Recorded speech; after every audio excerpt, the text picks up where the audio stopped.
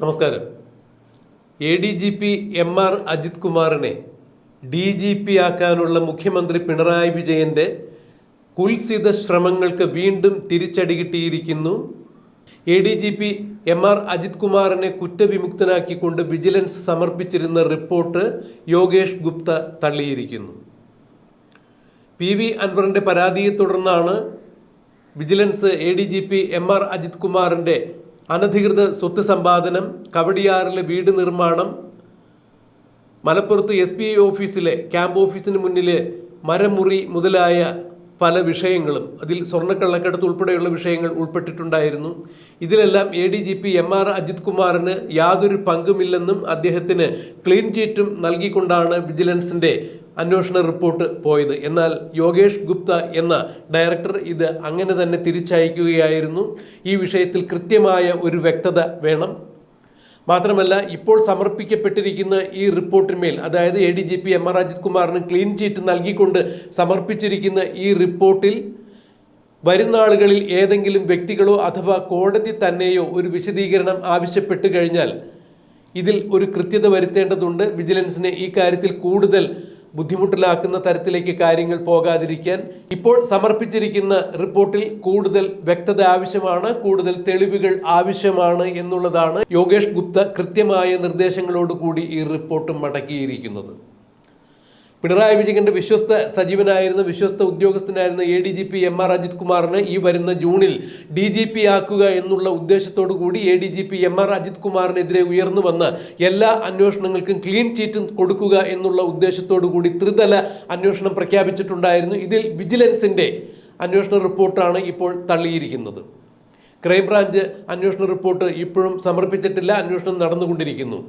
എന്നാൽ വിജിലൻസ് അന്വേഷിക്കുമ്പോൾ തന്നെ ഈ റിപ്പോർട്ട് എത്രയും പെട്ടെന്ന് നൽകണം എന്നുള്ള ഒരു നിബന്ധന അന്വേഷണത്തിന്റെ ആദ്യ ഘട്ടത്തിലൊന്നും നൽകിയിരുന്നില്ല. എന്നാൽ പിന്നീട് DGP ആക്കുവാനുള്ള ഒരു സന്നാഹം നടക്കുമ്പോൾ, ഒരുക്കങ്ങൾ നടക്കുമ്പോൾ, ജൂൺ 5-ന് DGP ആയി സ്ഥാനക്കയറ്റം നടത്തണം എന്നുണ്ടെങ്കിൽ, അദ്ദേഹത്തിന് ലിസ്റ്റ് കൊടുക്കണം എന്നുണ്ടെങ്കിൽ, DGP ആയി തിരഞ്ഞെടുക്കപ്പെടുന്ന ആളുകളുടെ ലിസ്റ്റ് കേന്ദ്രത്തിന് സമർപ്പിക്കണം എന്നുണ്ടെങ്കിൽ ADGP MR അജിത് കുമാറിന് ക്ലീൻ ചീറ്റ് കൊടുക്കേണ്ടതുണ്ട്. അതുകൊണ്ട് എത്രയും പെട്ടെന്ന് തന്നെ റിപ്പോർട്ട് സമർപ്പിക്കുവാൻ സർക്കാരിൽ നിന്നും വിജിലൻസിന് ഒരു കത്ത് കിട്ടുകയുണ്ടായി.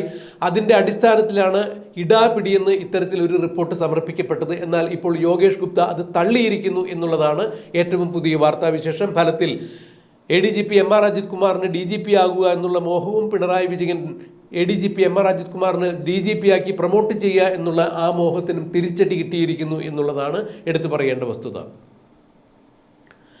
മലപ്പുറം കേന്ദ്രീകരിച്ച് നടക്കുന്ന സ്വർണ്ണക്കള്ളക്കടത്തിൽ ഉൾപ്പെടെ ADGP MR അജിത് കുമാറിന് പങ്കുണ്ട് എന്നാണ് PV അൻവർ അദ്ദേഹത്തിനെതിരെ കൊടുത്തിരുന്ന പരാതിയിൽ വ്യക്തമായി പറഞ്ഞിരുന്നത്. ഈ പരാതിയിൽ മേൽ അന്വേഷണം നടത്തിയ വിജിലൻസ് കേന്ദ്രങ്ങളാണ് ഇപ്പോൾ ADGP MR അജിത് കുമാറിന് മലപ്പുറം കേന്ദ്രീകരിച്ച് നടന്ന സ്വർണ്ണക്കള്ളക്കടത്തിൽ യാതൊരു പങ്കില്ലെന്നും, കവടിയാറിനടുത്ത് ADGP MR അജിത് കുമാർ പണിയുന്ന ആഡംബര വസതിക്ക് അദ്ദേഹം SBIയിൽ നിന്നും 1.5 കോടി രൂപ ലോൺ എടുത്തിട്ടുണ്ടെന്നും അതിൽ അനധികൃതമായി മറ്റൊന്നും തന്നെ നടന്നിട്ടില്ല എന്നുമാണ് വിജിലൻസ് നൽകിയ റിപ്പോർട്ടിൽ പറഞ്ഞിരുന്നത്. മാത്രമല്ല, കുറുമങ്കോണത്ത് ഒരു ഫ്ലാറ്റ് ADGP വാങ്ങി അത് കുറച്ച് നാളുകൾക്കകം മറിച്ചുവിറ്റത് ഇരട്ടി വിലയ്ക്കാണ് എന്നുള്ള പരാമർശത്തിന് കാലാനുസൃതമായ തുകയിൽ വന്ന മാറ്റമാണ്, അല്ലെങ്കിൽ ഫ്ലാറ്റ് മറിച്ചു വിൽക്കുമ്പോൾ കാലാനുസൃതമായി ഉണ്ടായ വർധനവാണ് അദ്ദേഹത്തിന് അതിന് ഇരട്ടി വില കിട്ടാൻ ഇടയായത്. അതിൽ അനധികൃതമായ യാതൊന്നും തന്നെ നടന്നിട്ടില്ല എന്നുള്ള ക്ലീൻ ചീറ്റ് കൂടി കൊടുക്കപ്പെട്ടു.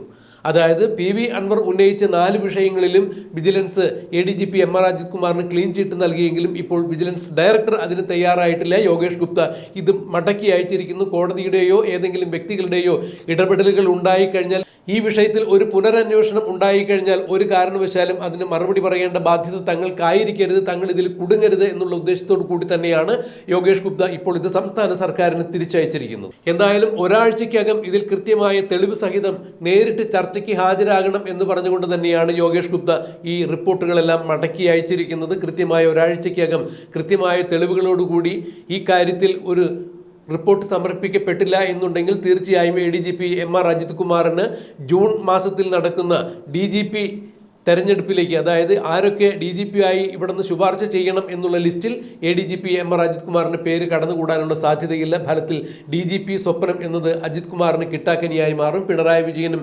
ADGPയെ DGP ആക്കാം എന്നുള്ളൊരു വാഗ്ദാനം കൊടുത്തിട്ടുണ്ടെങ്കിൽ അത് നടക്കാൻ സാധ്യതയില്ല എന്നുള്ള തന്നെയാണ് ഇപ്പോൾ നിയമവൃത്തങ്ങൾ ചൂണ്ടിക്കാണിക്കുന്നത്.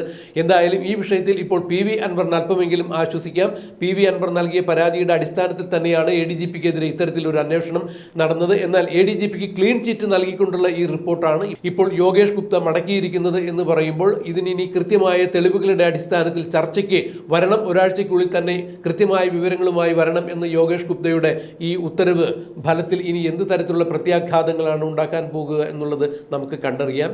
ADGP MR Ajith Kumar DGP ആകുമോ ഇല്ലയോ എന്നുള്ളത് കാത്തിരുന്ന് കാണാം.